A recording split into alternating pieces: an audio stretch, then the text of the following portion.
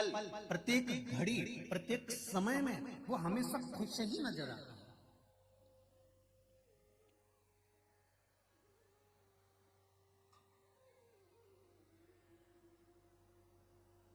उसमें उसको प्रसन्नता नजर आती है, उसके पास में उसको सुख, बस वो उसका एक सुख है कि मुझे परमात्मा ने जो दिया है वो कम ना दिया है, मुझे जो सुख मिला है वो कम ना मिला है, मुझे जो आनंद मिला है वो कम ना मिला है, जो मिला वो बहुता में मिला है।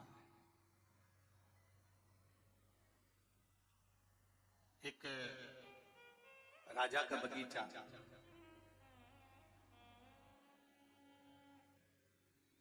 और राजा के बगीचे में बहुत सारे फल लगे। रोज राजा आता था तो माली उनको फल टोकनी में भरकर दे देता था। आज राजा नहीं आया तो माली ने सोचा कि फल लेकर मैं ही चले जाता। माली ने टोकनी में जो अच्छे फल थे, जो माली को अच्छे लग रहे थे, उसने वो भर लिए और भरकर ले जाकर राजा के चरणों में रख दिया।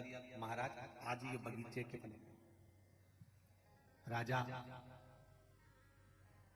माली से फल की टोकनी लेकर साइड में रख लिया, नत्थ देखता रहा और उस फल में से उठा उठाकर माली को फल मारता रहा।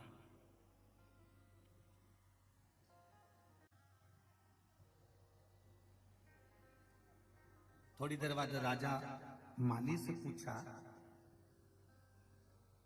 आप जा रहे हो? हाँ। कुछ बोलोगे नहीं?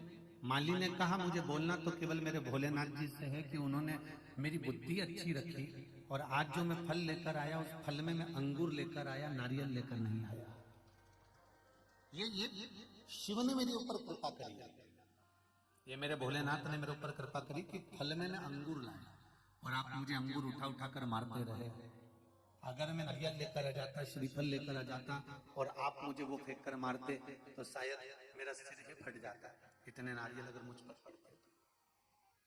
जीवन में अगर दुख आ रहा है, जीवन में अगर दुख आ रहा है और वो दुख धीरे धीरे कर कर अगर कट रहा है, वो दुख धीरे धीरे कर कर समाप्त हो रहा है, तो आप परमात्मा को धन्यवाद देना चालू करना कि तेरी कृपा से यह हुआ है जो मेरा दुख धीरे धीरे कट रहा है और मालूम नहीं पड़ता।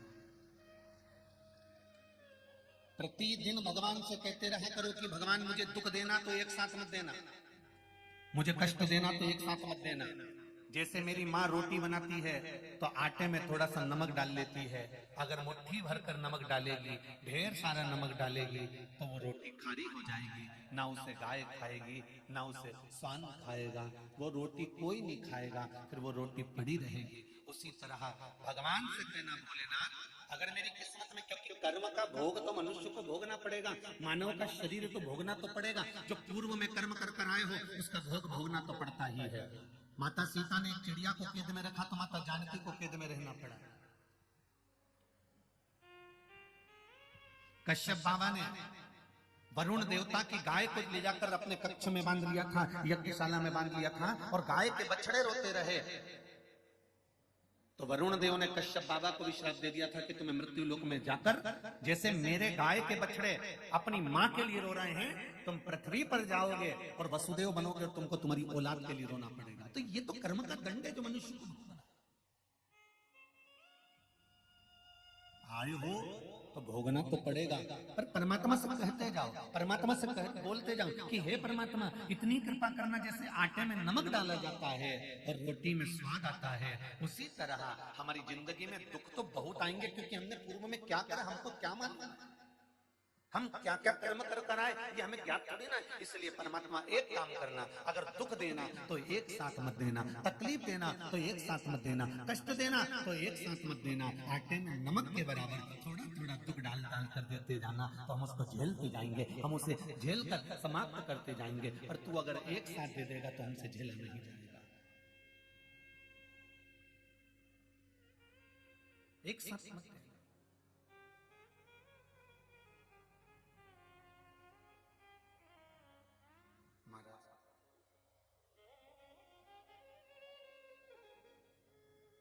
तेरी कृपा होगी हम उस दुख को झेल लें। और जितने लोग इस कथा को सुन रहे हैं आस्था चैनल पर, फेसबुक, यूट्यूब पर, और जितने इस पावन 1, 2, 3 और 4 पंडाल में बैठकर आप लोग जो कथा का निष्पान ग्रहण कर रहे हैं, बड़े ध्यान से सुनना कि दुख को अगर परमात्मा देता है तो दुख झेलने की सामर्थ्यता भी परमात्मा ही देता है, कोई दूसरा नहीं दे सकता।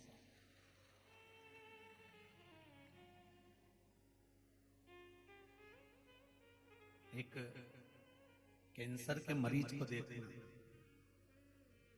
जिसकी किडनी, जिसका लीवर खराब हो गया और उसका डायलिसिस चल रहा हो, उसको देखना। उसका पूरा शरीर, आधे से ज्यादा कैंसर मरीज का शरीर पूरा गल गया होता है। ऑपरेशन पर ऑपरेशन, ऑपरेशन पर ऑपरेशन होते रहते हैं और वो फिर भी श्वास लेता रहता है। बोलो सही है कि गलत? किसी कैंसर के मरीज को फिर भी श्वास ले रहा है। जिसकी लीवर किडनी गड़बड़ हो गई हो, डायलिसिस चल रहा, शरीर बेकार हो गया, पानी भी पिएगा तो नाप कर पिएगा, भोजन भी करेगा तो तोल कर करेगा कि इतना ही खाना है, इससे ज्यादा नहीं। पानी भी पीना है तो इतना पीना है, इससे ज्यादा नहीं।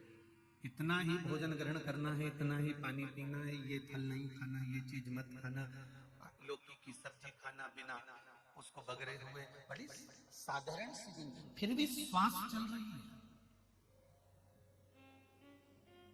परमात्मा उसको रोग, तकलीफ, दुख झेलने का बल मेरा बाबा ही दे सकता है। किसी की सामर्थ्यता नहीं हो सकती, किसी की सामर्थ्यता नहीं है। दुख झेलने का बल देगा तो मेरा बाबा देगा।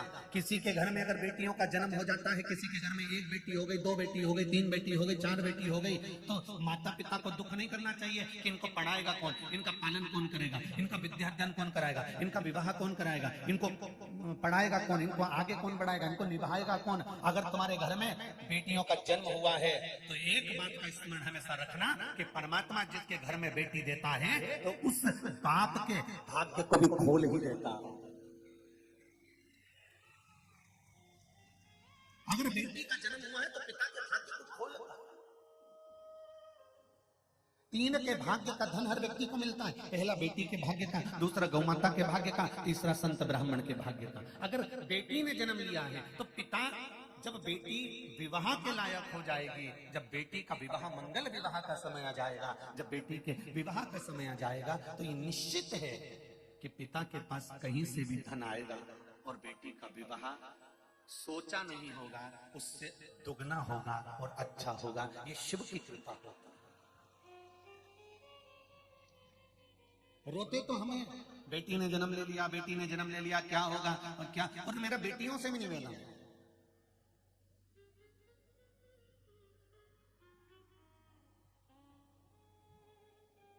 जन्म देने वाला अगर वो परमपिता परमात्मा है तो तुम्हें निभाने वाला भी परमपिता परमात्मा ही होगा, कोई दूसरा नहीं हो सकता।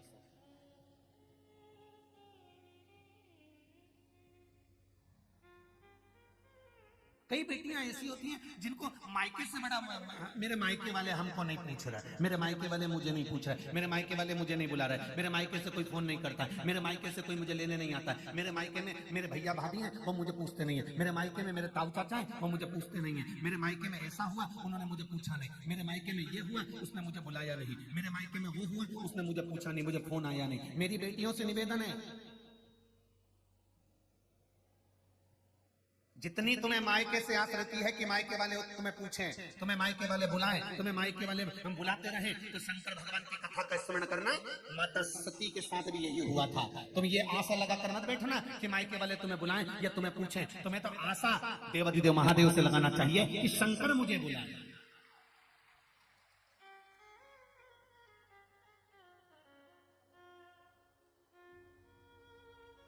दुनिया वालों से अगर आस लगाओगे तो आस टूटेगी, पर महादेव से आस लगाओगे तो वो जिंदगी में कभी नहीं टूटेगी और महादेव उसको निभाएगा जरूर, ये निश्चित है। आस अगर परमात्मा से लगाई जाए तो वो निभती है, आस अगर संसार से लगाई जाए तो वो टूटती है।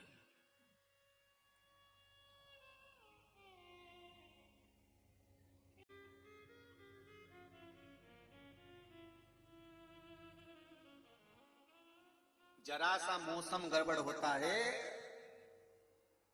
और मोबाइल काम करना बंद कर देता है। बोलो री जी जी सही है गलत है? अरे बोलो तो रे सही है। जरा सा मौसम गड़बड़ हुआ और नेटवर्क नहीं मिलता, फोन नहीं लगता। मौसम गड़बड़ हुआ और नेटवर्क मिलना बंद हो गया, फोन लगना बंद हो गया, आप बेचैन हो गए, फोन क्यों नहीं लग रहा, मैं इनको कब से लगा रही हूँ, मैं इनसे बात करना चाहती हूँ, ये मेरा फोन क्यों नहीं उठा रहा है, मैं इतना फोन लगा रही हूँ, फोन नहीं उठा रहा है। जरा सा नेटवर्क गड़बड़ हुआ और फोन नहीं लगा। उसी तरह ये मन का नेटवर्क भी जब गड़बड़ हो जाता है, अहंकार में, अभिमान में, लोभ में, वासना में, तृष्णा में, जब इसका नेटवर्क मौसम गड़बड़ कर देता है, अहंकार इसका नेटवर्क गड़बड़ कर देता है, तो ये मन भी परमात्मा से बात नहीं कर पाता, फिर इसका भी मौसम गड़बड़ हो गया, फिर ये भी नहीं लगता।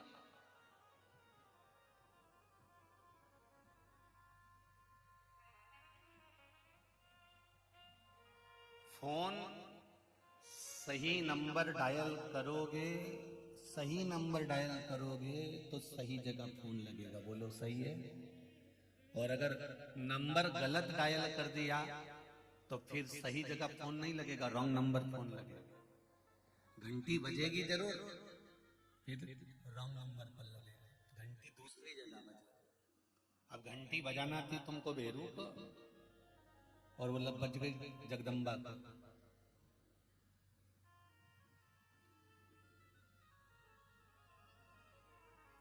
नंबर सही डायल करोगे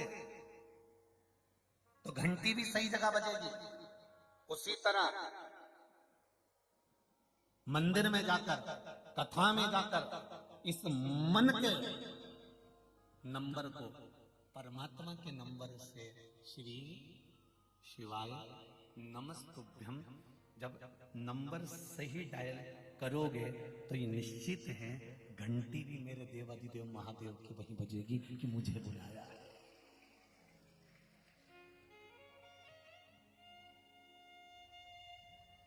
नहीं तो तुम लोटा लेके पानी का घर से गई तो थी, शिव जी के मंदिर पहुंची भी थी,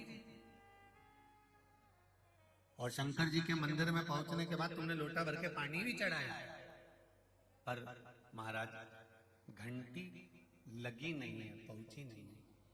पशुपति व्रत भी करे, हमने ये भी उपाय करा, हमने वो भी उपाय करा, हमने ये भी करा, वो भी करा, उसके बाद भी अगर काम नहीं हो रहा तो समझ लेना कि घंटी सही जगह नहीं जा रही है, रॉन्ग नंबर डायल करा जा रहा है, कहीं नेटवर्क गड़बड़ हो रहा है, अहंकार या विश्वास नहीं हो पा रहा कि ऐसा करने से ऐसा होगा,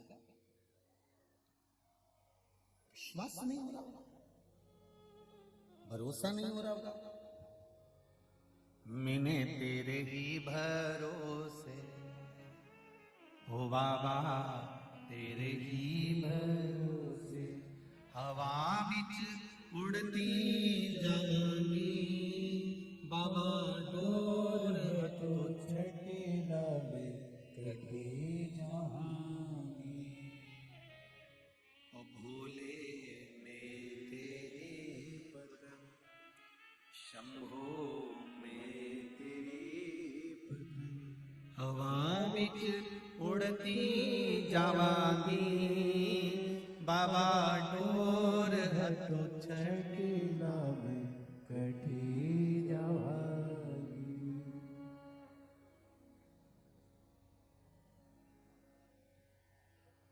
भगवान इस मन के नंबर को परमात्मा के सही नंबर से हमें जोड़ना है।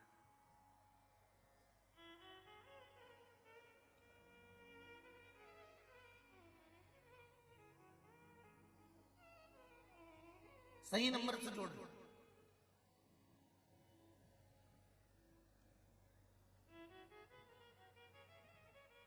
आप में से कितने लोग हैं जो मोबाइल चलाते हो तो आंख बंद कर लेते हो? अरे बोलो तो जम के। मोबाइल चला रहे हो और आंख बंद करके बैठे हो तो मोबाइल चलाओगे तुम? इससे तो बंद करके पटक दोगे, कौन चलाएगा? रख दो।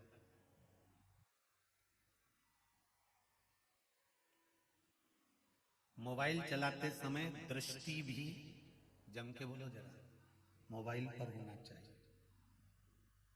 एक एक शब्द जो तुम टाइप कर रहे हो ना, मोबाइल पर चैटिंग कर रहे हो, एक एक शब्द पर तुम्हारा ध्यान होना चाहिए कि क्या लिख रहे हो। काका जी कैसे हो, लिखते लिखते एक मात्रा भी, एक शब्द भी गड़बड़ हो गया, लिख रहे थे क्या कर रहे हो, और एक शब्द भी गड़बड़ हो गया तो लिखा जाए कहां मर रहे हो, शब्द का गड़बड़ हो जाए।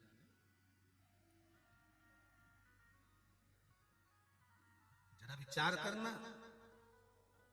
मोबाइल पर चैटिंग करते समय, लिखते समय, देखते समय तुम्हारी दृष्टि, तुम्हारा मन, तुम्हारा चित्त, तुम्हारी वृत्ति उस मोबाइल पर टिकी हुई है। फिर मम्मी आवाज लगा रही है, ले चाय पी ले, आ रहा हूं 2 मिनट बस, आ ही रहा हूं। जब तक तुम्हारा मैसेज पूरा नहीं हो जाता तुम वहां से उठ के जाते ही नहीं। चैटिंग पूरी होना चाहिए।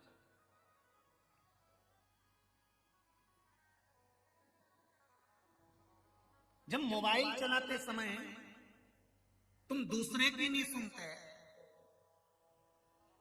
तो शिवजी पे जल चढ़ाते समय इन संसार वालों की क्यों सुनते?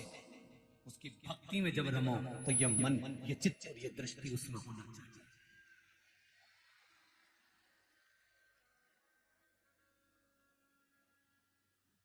दिल तुमसे लगा बैठे जो होगा देखा जाएगा, तुम्हें अपना बना बैठे जो होगा देखा जाएगा।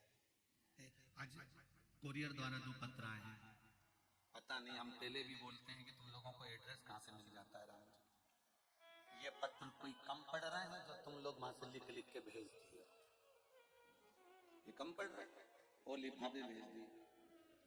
अच्छा, ये लिफाफे आ जाए और नहीं पढ़ो ना, और सामने रखे रहे तो भी फिर वो कहने में आ जाता है कि हमने पत्र भेजा था, गुरुजी को दिग भी दिया तो भी लिफाफा नहीं खोला, इसलिए उसको खोल के पढ़ना पड़ता।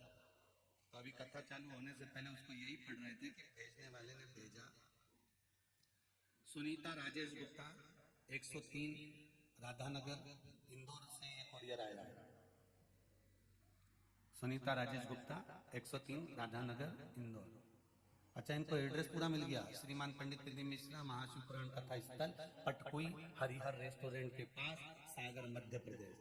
क्यों केसरवानी जी, तुम बताने गए थे क्या?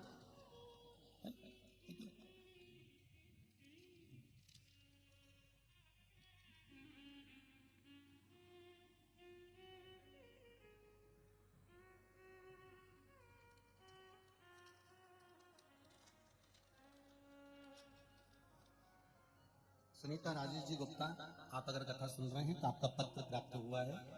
मेरी छोटी बेटी अमेरिका से एमएस कर रही है, कई कंपनी में इंटरव्यू दे चुकी थी पर सफलता प्राप्त नहीं हुई। फिर एक बड़ी कंपनी का इंटरव्यू कॉल आया, मैं उसे शिव पुराण के बारे में बताती रहती थी।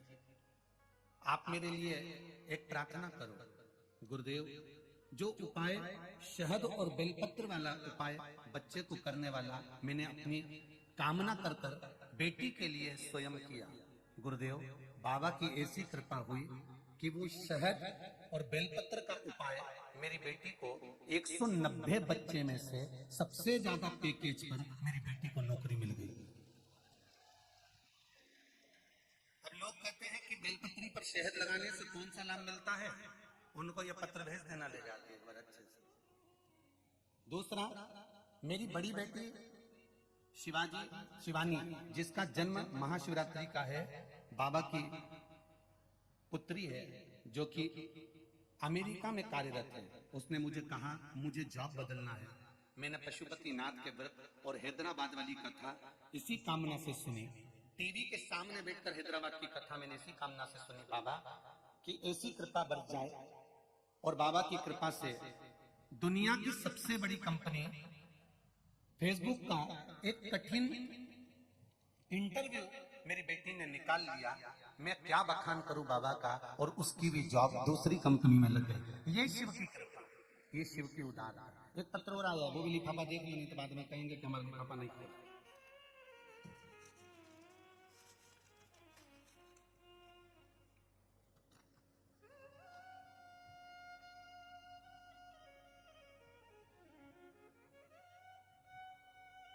निशा गोपाल, निशा गोयल, दीपक जी गोयल, जगाधारी यमुनानगर, यमुनानगर से ये निशा गोयल और दीपक जी गोयल, जिला यमुनानगर, हरियाणा से ये पत्र आया है। तो निशा जी और दीपक जी, आपका पत्र प्राप्त हो गया है।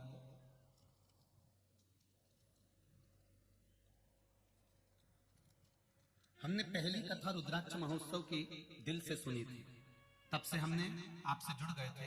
गुरुदेव, मेरे पति 12 महीने सोमवार का व्रत करते हैं। उन्हें जब पहली बार व्रत में बेलपत्र चढ़ाने का महत्व मैंने बताया, तभी मेरे पति ने शहद वाला प्रयोग कर कर बेलपत्र का प्रयोग करा और एक सर्विस को जो ढूंढ रहे थे, नौकरी को जो ढूंढ रहे थे, और बाबा की कृपा से उनकी सरकारी नौकरी डाक विभाग में लग गई। ये शिव जी को धन्यवाद देने के लिए पत्र लिखा। ये सबसे पहला पत्र हम आपको भेज रहे हैं, बाबा की कृपा।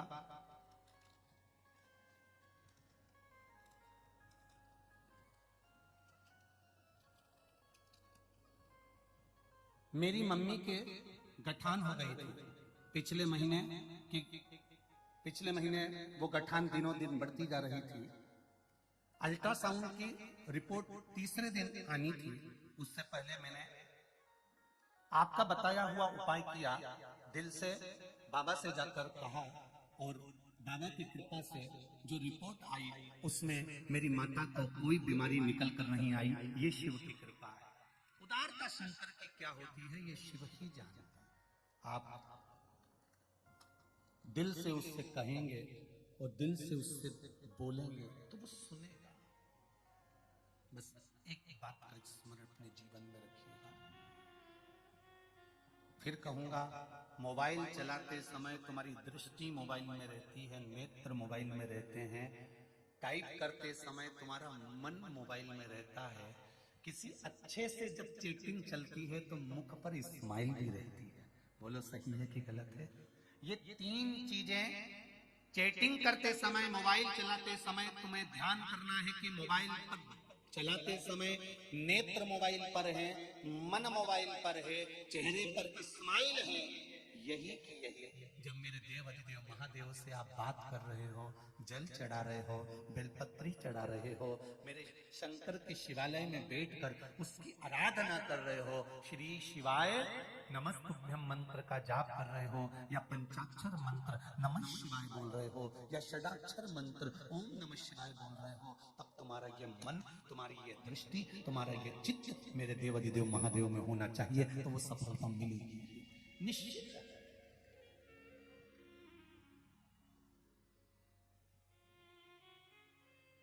कुछ बोलना चाहते हो? थोड़ी बाद में जब कथा आधे घंटे की दिखाएगी तब हम मौका देंगे, ठीक है? चित्तवृत्ति को मन जोड़, जब मन चित्त शिव में लग जाएगा तो फिर जीवन भटकना छूट जाएगा।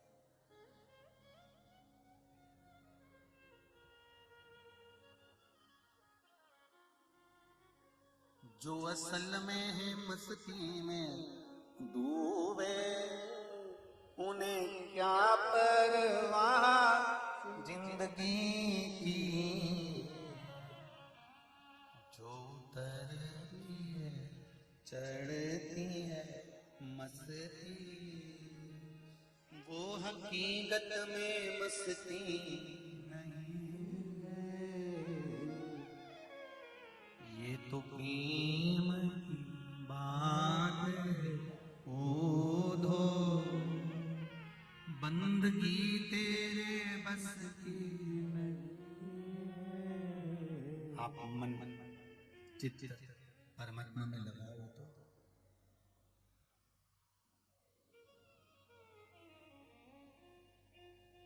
मंदिर जाते हो, आप लोग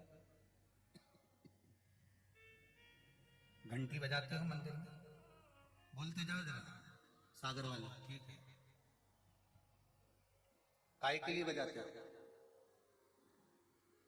मंदिर में जाके घंटी क्यों बजाई जाती है? भगवान को बताने के लिए कि आ गए हैं। अच्छा, बारी जिज्जियों, गजब। परमात्मा को बताने के लिए कि हम आ गए, यही बोला है ना।